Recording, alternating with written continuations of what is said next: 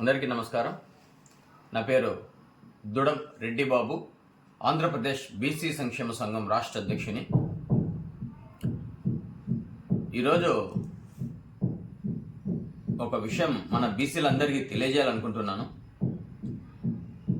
మనకు BC reservation పైన పోరాడకుండా విద్య, ఉద్యోగాలు, రాజకీయం పైన పోరాడకుండా బీసీడీలో ఉన్నాం, బీసీఏలో కలపండి, బీసీఏలో ఉన్నాం, ఎస్టీ కలపండి అని పోరాటం చేస్తున్నారు. అయ్యా బీసీ సోదరులారా, కుల సంఘ నాయకులారా, మీ అందరికీ నేను చెప్పేది ఒకటే, మనకున్నటువంటి రిజర్వేషన్ శాతం 27%. బీసీఏలో ఉన్న వారికి 7% ఉంది. అలాగే బీసీ బిలో ఉన్న వారికి 10%, బీసీడీలో ఉన్న వారికి, బీసీసీలో ఉన్న వారికి 1%, బీసీడీలో ఉన్న వారికి 7%, బీసీఈలో ఉన్న వారికి 4%. ఈ రిజర్వేషన్ పెంచుకునేందుకు పోరాడండి. మాకు 27x27 అంటే 54% రిజర్వేషన్ కల్పించండి. మా జనాభా దామాష ప్రకారం మాకు రిజర్వేషన్ పెంచండి అని ఫైట్ చేయాలి. ఒకవేళ బీసీడీ నుంచి బీసీఏలోకి వెళ్ళాలి, అక్కడ 7%, ఇక్కడ 7%. మరి మనకు ప్రయోజనాలు ఎలా కలుగుతాయి? మనకు రిజర్వేషన్ ఫలాలు ఎలా అందుతాయి? బీసీడీలో 7% ఉంది, బీసీఏలో 7% ఉంది. మన నినాదం ఏంటి? బీసీడీ నుంచి బీసీఏకి వెళ్ళాలి అనేది. బీసీఏలో ఉన్న కులాలన్నీ ఎస్టీ వెళ్ళాలని. మరి బీసీడీ నుంచి బీసీఏకి వెళ్తే అక్కడ రిజర్వేషన్ 7, ఇక్కడ రిజర్వేషన్ 7. మరి వీళ్ళందరూ బీసీడీ నుంచి బీసీఏ, బీసీఏ నుండి ఎస్టీ అంటున్నారు చాలామంది.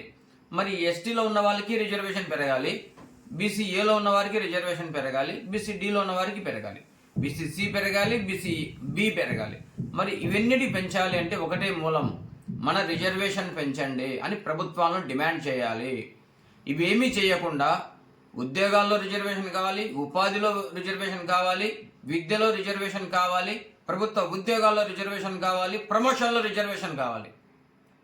ఎలా వస్తాయండి ఇవన్నీ రావాలి అంటే మనకు ఒకటి రామబాణం లాంటిది, మన రిజర్వేషన్ శాతాన్ని పెంచుకోవడమే ముఖ్య ఉద్దేశం.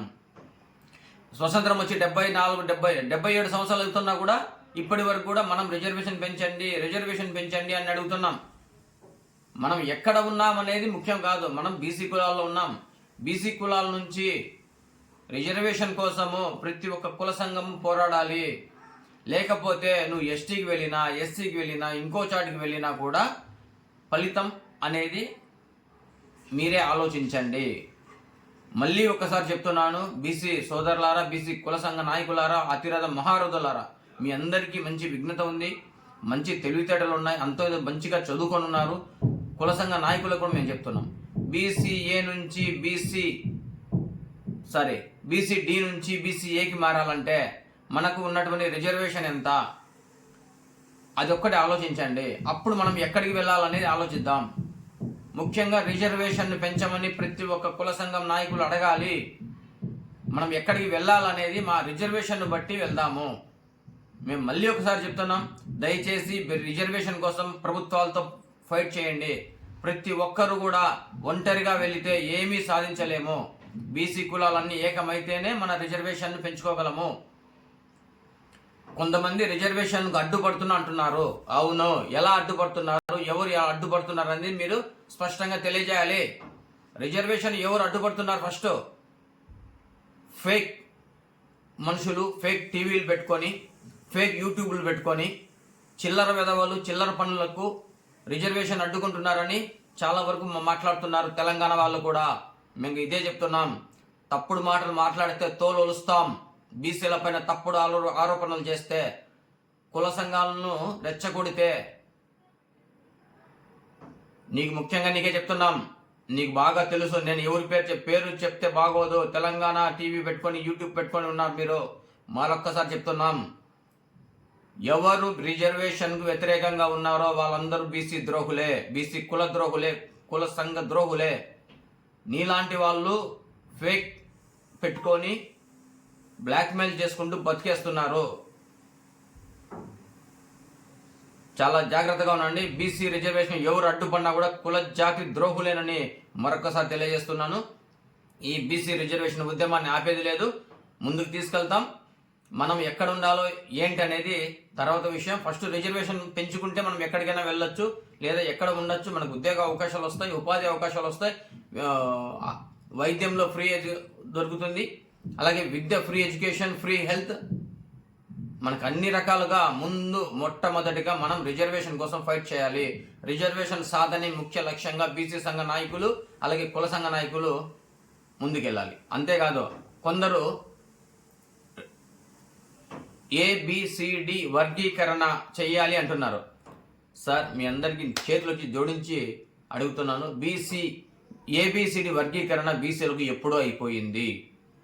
కనీసం తెలుసుకొని కొద్దిగా, దయచేసి తప్పుగా అనుకోవద్దు, మీరు తెలుసుకోండి. ఫస్ట్ ఏబిసిడి వర్గీకరణ అయిందా లేదా అని అది తెలుసుకున్న తర్వాత మాట్లాడండి.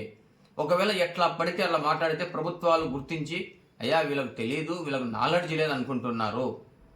కాబట్టి ఏబిసిడి వర్గీకరణ ఎప్పుడు అయిపోయింది, దాని గురించి వదిలేయండి. ఇప్పుడు మనకు జరగాల్సింది, కావాల్సింది, సాధించుకోవాల్సింది రిజర్వేషన్. బీసీ రిజర్వేషన్ పెంచాలి 27x27.